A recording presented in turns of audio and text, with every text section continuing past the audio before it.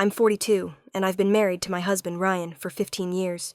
We've had our share of ups and downs, but until last month I thought we were in a stable place. That's why what I found hidden in our attic last week has completely upended my life, and possibly our entire marriage. It started when the heating system broke during a cold snap. The repairman said he needed to check the attic to see if the problem was related to the ductwork. I never go up there. Ryan is the one who handles storage and anything house-related. But since he was at work, I grabbed a flashlight and climbed the pull-down ladder myself. I was halfway through maneuvering around dusty boxes when I noticed something strange, a large, locked trunk I'd never seen before. It was newer than the other things up there. No dust, no labels. My first thought was that it must have been for old documents or valuables. But then I realized, Ryan and I don't own a trunk. The lock wasn't heavy-duty, and to my surprise, the key was taped underneath it. That alone felt odd. I sat down on the wooden floorboards, hands shaking a little as I turned the key. Inside were neat stacks of cash, 10s, 20s, hundreds, bundled with rubber bands, easily more than 50. Underneath the money was a small envelope stuffed with. I pulled one out and froze. It was Ryan. Smiling, he wasn't alone, and the woman in the photo wasn't me. I sat there on the attic, the cold air making my hands numb, staring at that Polaroid might suddenly explain itself. Ryan was sitting at a small leaning toward the woman like her a secret. She had her hand. It was intimate, casual, the kind of look you give someone. I shoved the photo back in the envelope and pulled out another. Same woman, different place. This time they were on a pier, the ocean in the background, his arms snug around her waist. The dates on the bottom corner weren't ancient history either. They were from the past 2 years. The money made even less sense now. We live comfortably, but we've never had that kind of cash just lying around. And Ryan isn't the type to gamble or stash away money like some doomsday prepper. For a minute, I thought about just putting everything back exactly how I found it, pretending I'd never seen it, but I knew myself. I wouldn't sleep. I wouldn't eat. This would fester until it rotted me from the inside out. So I gathered the photos, counted the money, $51,400 to be exact, and carried the trunk down the ladder into our bedroom. Then I sat there all afternoon, the trunk wide open on our bed, waiting for Ryan to come home. When he walked in that evening, I didn't say a word, just pointed to the trunk. The way his face drained of color told me I wasn't about to hear anything good. Instead of speaking right away, he closed the bedroom door and locked it. Ryan didn't say anything for a long time, just stood there with his hand still on the doorknob, staring at the trunk like it was some kind of live bomb. I could see him working through a dozen possible lies in his head, his jaw flexing, eyes darting between me and the open. Finally, he walked over, sat on the edge of the bed, and let out this slow, heavy sigh. He didn't touch the photos, didn't even glance at them, just looked at the cash. It was the only thing. Then he said, almost in a whisper, that he could explain, but I wasn't going to like it. That phrase alone made my skin crawl. My heart was pounding so hard I could barely hear him when he started talking. He said the woman's name was Hannah, that she was someone from his past. But when I pressed, he admitted she wasn't from long ago. He'd met her 3 years ago, while working a contract job in another city. He swore nothing happened at first, but eventually, he made a mistake. A mistake. That's how he put it. Like he'd sent an email to the wrong person, not built an entire secret life. The photos weren't the worst part. It was how calm he was. How much it felt like he'd already prepared this confession. Like he'd rehearsed it in his head for months, waiting for the day I might find something. He said the money wasn't his. It was Hannah's. Apparently, she had problems and didn't trust banks, so she gave it to him to keep safe. That explanation made no sense. Who hands over 50 grand to a man with a wife and mortgage? I asked him that, and he just shook his head, said it was complicated, and that he was trying to help her. I wanted to scream. I wanted to ask if help was what they were doing in those photos, but instead I asked why the money was in our attic and not somewhere else, like a safe deposit box or her own house. That's when he got this flicker of panic in his eyes and said Hannah had disappeared 6 months ago. No contact, no calls, nothing. And now, he claimed, he didn't know what to do with her. He said he hadn't told me because he was afraid I'd think the worst. That part almost made me laugh. What exactly did he think I'd think when I found hidden cash and romantic photos of him with another woman? I asked him straight out if she was missing because of him. He didn't answer right away, which only made my stomach drop further. Then he muttered that it wasn't like that, but his voice was so low I could barely hear him. That night, I didn't sleep. I lay in the dark beside him, staring at the ceiling, wondering if I was in more danger than I realized.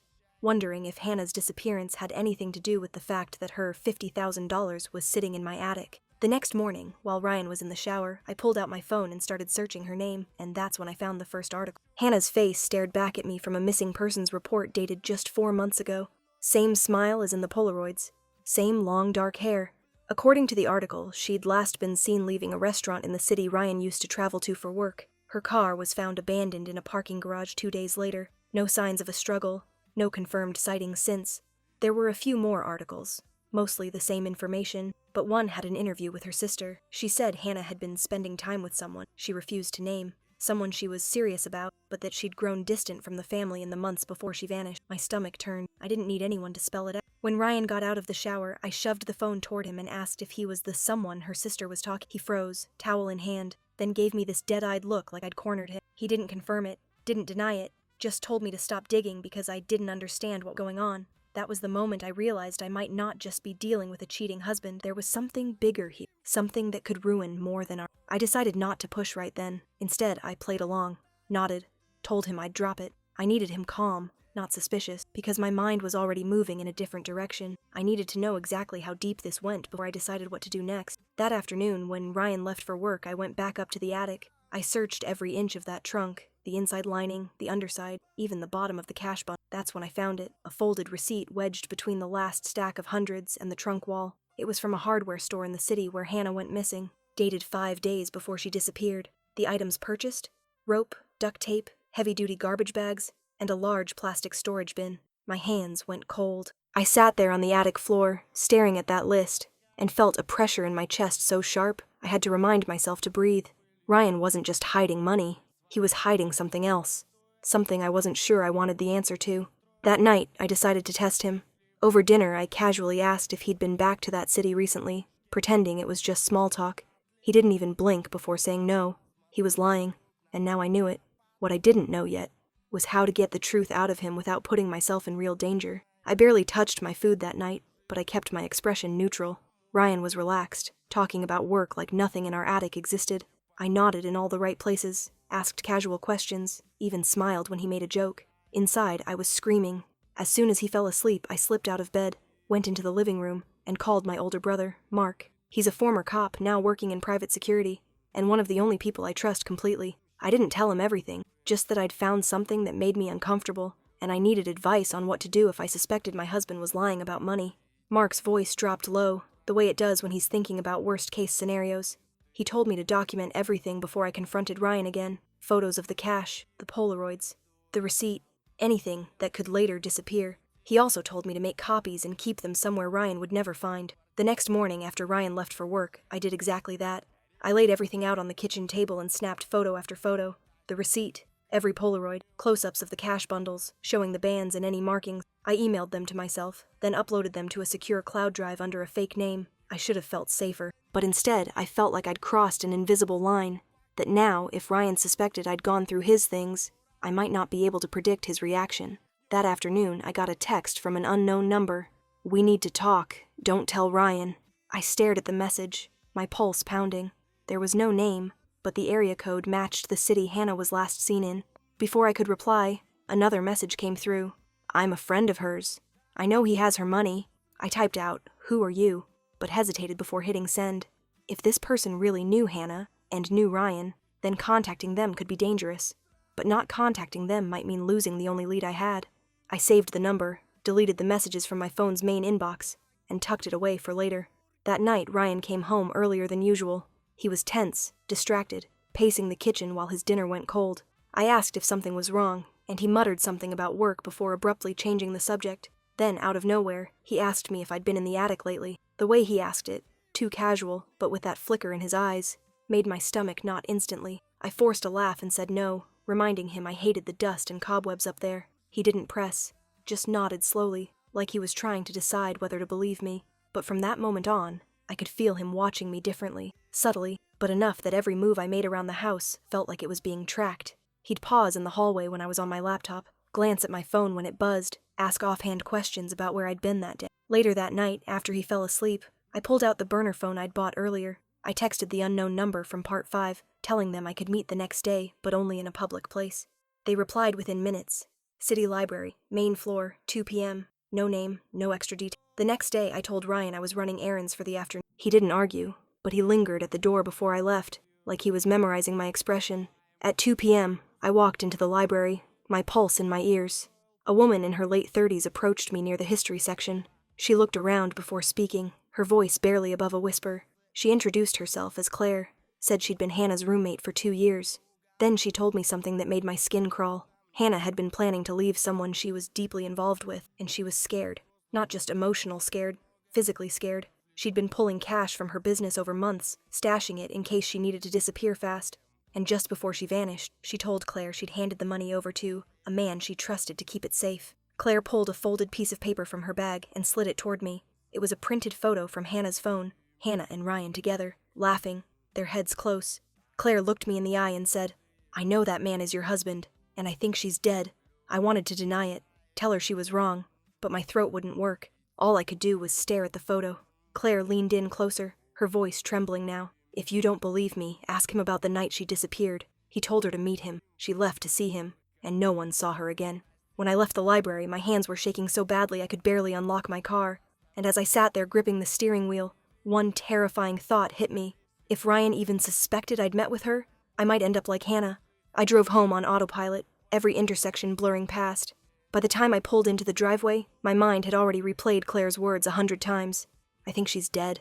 Ryan's car wasn't there, which gave me a small window to move. I went straight to the attic, grabbed the trunk, and dragged it into the guest room. I knew I couldn't just leave it sitting there until he came home, so I pulled out a large duffel bag and started emptying the contents. Bundles of cash first, then the Polaroids, then the receipt from the hardware store. When I unzipped the side compartment of the trunk, I found something I hadn't seen before. A small black flash drive taped to the inside. My pulse spiked. I stuffed it in my pocket without even looking at it. By the time I'd finished, the trunk was empty. I shoved it back into the attic so it would look untouched at first glance. The duffel went into my car trunk, hidden under a blanket. I was pulling into the garage just as Ryan's headlights swung into the driveway. My heart leapt into my throat. I forced myself to act normal, walking back inside like I'd just been in the kitchen the whole time. He was in a strange mood that night, overly affectionate, cooking dinner, asking about my day in a way that felt rehearsed. I could barely swallow a few bites, every muscle tight with suspicion. Around 10 p.m., he excused himself to grab something from the attic. My blood went cold. I sat perfectly still in the living room, listening. 5 minutes later, he came back down, his face neutral, but there was a tension in his jaw that hadn't been there. He didn't mention the trunk, didn't ask me anything, but when he kissed me goodnight, he held my face a beat too long. His eyes locked on mine like he was searching for something. After he fell asleep, I slipped into the guest room, pulled the flash drive from my pocket, and plugged it into my laptop. There were only 3 files, all video. The first one was grainy security footage from a parking garage, the same one mentioned in the news article about Hannah's disappearance. The timestamp was the night she vanished. It showed Hannah walking toward a car, Ryan's car. The second file made my stomach flip. It was shot from inside the car, shaky, as if recorded by accident. You could hear muffled voices, Ryan's and Hannah's, and then a sudden, sharp gasp. The camera shifted just enough to catch Ryan's hands grabbing at her. I almost didn't open the third file, but I had to. It was black and white footage, time-stamped 2 days after she disappeared. It showed the trunk, the very same one from our attic, being loaded into the back of Ryan's SUV, and I realized with absolute clarity I was living with a man who might have killed her. I slammed the laptop shut so hard I thought I'd cracked the screen.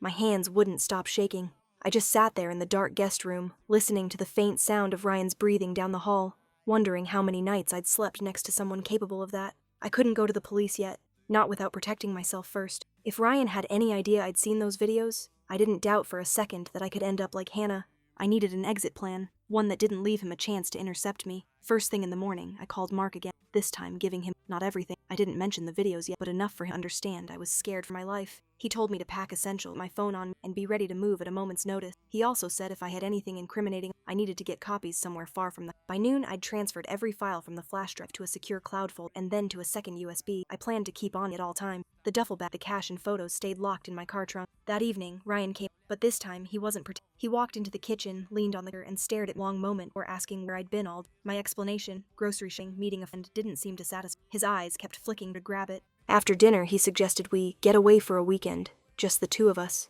somewhere quiet. His tone was light, but my chest tightened. I asked where he was thinking, and he shrugged. Somewhere no one can bother us. That night, I didn't sleep at all. I lay awake, running through scenarios, trying to figure out if this trip was an actual escape for him, or a way to make sure I never came back. By dawn, I'd made up my mind. If I was going to the police, it had to be before that weekend.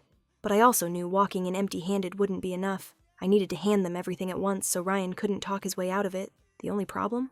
Ryan was taking the next 2 days off work. The moment I heard him say he was taking time off, my stomach dropped. That meant no alone time, no safe window to move evidence out of the house. If he suspected me even a little, those 2 days could be the most dangerous I'd ever lived through. I texted Mark from the bathroom, keeping it short. He's staying home. I have to move now. Mark replied almost instantly. I'll be there in an hour. Don't let him know. The next 60 minutes felt like a hostage situation. Ryan was in an oddly good mood, making breakfast, asking if I wanted to watch a movie. Every time I stood up, his eyes followed me. When I said I needed to check the laundry, he offered to help and came with me. I kept my voice steady, my smile easy, but inside I was counting the seconds until Mark arrived. When the doorbell finally rang, Ryan froze for a split second before heading to answer it. I held my breath. Mark stepped inside like it was nothing, giving Ryan a firm handshake and saying he'd just been in the neighborhood and thought he'd drop by. We all sat in the living room, Mark chatting about sports while I slipped away to grab more coffee. In the kitchen, my hands shook as I shoved the backup USB into my jacket pocket and grabbed my car keys. Mark caught my eye and gave a subtle nod, our silent signal that he understood the plan. Then he stood up, told Ryan he needed help loading something from his truck, and led him outside. I had maybe 90 seconds. I ran to my car, popped the trunk, and pulled out the duffel bag. I sprinted to the side of the house where Mark's truck was parked and tossed it inside the covered bed. By the time I got back inside, Ryan was still on the porch with him, none the wiser. Mark left a few minutes later, the duffel and all the evidence with him. I felt a wave of relief until Ryan closed the door, turned to me and said very quietly, "You've been in the attic." My blood went cold. He wasn't smiling. His hands were in fists. Before I could respond, he stepped closer and asked, "What else did you find?" I opened my mouth to lie, but then he added something that made my heart stop. "Because if you've seen what I think you've seen, you know I can't let you stay here." I stood there frozen, my mind scrambling for something, anything, that wouldn't tip him off to how much I knew.